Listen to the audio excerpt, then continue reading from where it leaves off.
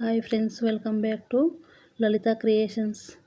ఈరోజు మన రెసిపీ వచ్చేసి మిరియాల చారు అండి. చింతపండు నానబెట్టుకొని కడాయి పక్కకి పొయ్యి మీద పెట్టుకోవాలండి. జీలకర్ర, ఆవాలు, ఎండుమిర్చి వేసుకొని పచ్చిమిర్చి కూడా వేసుకోవాలండి.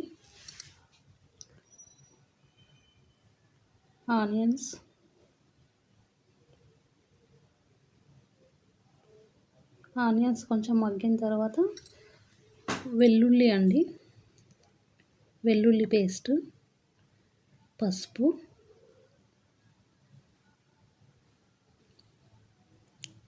కరివేపాకు వేసుకున్నానండి. మిరియాల పౌడర్ అండి. ఇప్పుడు నానబెట్టి రసం తీసుకున్న చింతపులుసు పోసుకోవాలండి.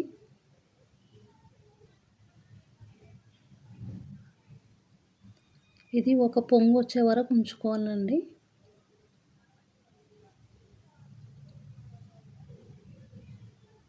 సాల్ట్, కల్లుప్పు వేసుకున్నానండి నేను.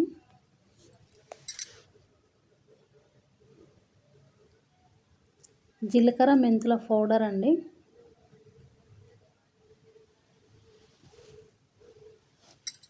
అయిపోయిందండి.